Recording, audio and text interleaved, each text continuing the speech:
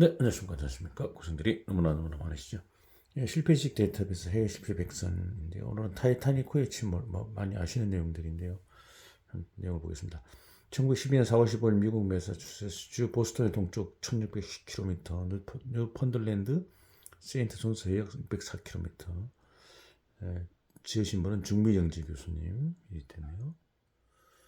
예, 불 침몰의 배라고 불리던 하와이 객선 타이타닉호가 영국으로부터 미국의 유역으로 행하는 중 빙산의 충돌도 침몰되었다. 빙산의 존재를 두 번에 걸쳐서 경고를 받았지만 감속을 하지 않았기 때문에 빙산을 발견하고 조타를 하였지만 회피하지 못하게 되어 선체의 배부의 충돌, 선체의 다수 구역의 손상에 대량의 해소가 침입되어 침몰되었다. 구형보트의 부족과 구조 요청이 늦었기 때문에 사망자 1517명으로 많은 희생자가 나오게 되었다라는 내용이 되겠습니다. 현황 보시면 하와이에게 타이타닉호가 영국으로부터 미국의 뉴욕을 향하던 도중 빙산에 충돌되어 침몰되었다. 빙산을 발견하고 조타를 하였지만 신체가 충돌되어 전체가 두 개로 진열되어 침몰되었고 구형보트의 부족과 구조 요청이 늦어져 사망자 1517명의 희생자가 나오게 되었다. 그죠? 경과를 보시면 불침몰의 배로서 세계적으로도 주목을 받아 건조되어진 타이타닉호가 1912년 4월 10일 당초의 처녀항해 예정보다 1개월 지연되어 승객 승무원 약 2220명을 태우고 영국의 사우샘프튼 항으로부터 미국의 뉴욕을 향하여 처녀항해를 출발하였고요. 출항 후 다른 선박으로부터 유빙원이 경로에 존재한다고 하는 경고를 두 번이나 받았지만 출항 시간이 1시간 지연되어진 것도 있어 감속을 하지 않고 고속 20.5노트로 항행을 하였다. 이렇게 되어 있네요.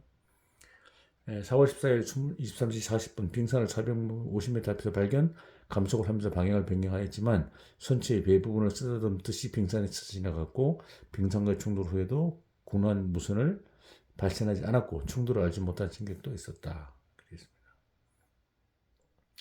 여기에 지금 타이타닉 침몰에 대한 그림이 되겠는데요. 방수객도 있고요. 빙산과의 접촉으로 리베트가 취성 파괴로 탈락되었고요. 온도가 너무 낮았기 때문에 취성 파괴됐고요. 그 다음에 방수 객벽이 상부 가판까지 연결되지 않았기 때문에 후부로부터 침수가 점차로 침수됐고 이렇게요. 이게 연결되지 않았기 때문에 완전 막히지 않았죠. 전방부가 묶게 되어 중앙부로부터 두 개로 결단되었다. 이게 침몰 사진이 되겠습니다.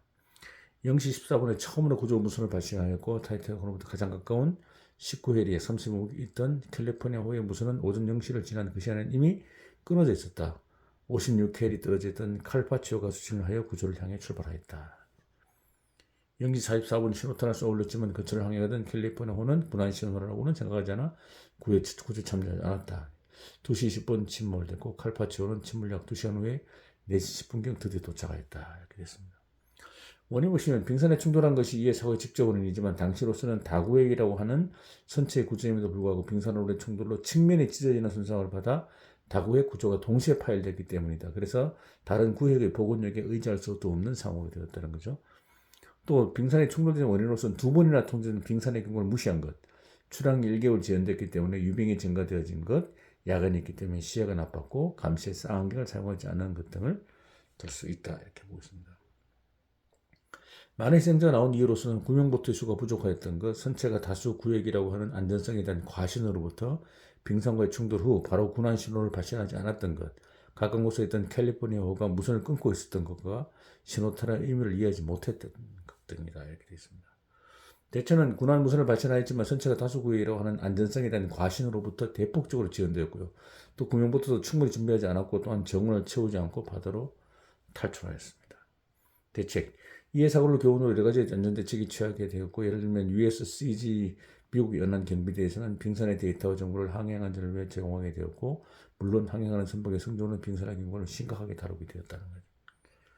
총괄을 보시면 타이타닉호의 선체는 당시로서는 드물게 중선저와 브릿지로부터 전동 스위치 한 개로 닫는 시간은 자동 방수 도어 부착에 격벽을 가진 선박이었습니다. 이것이 1911년 여름 발행의 시빌드지에 거의 침몰하지 않는 배라고까지 말을 하게 되었다.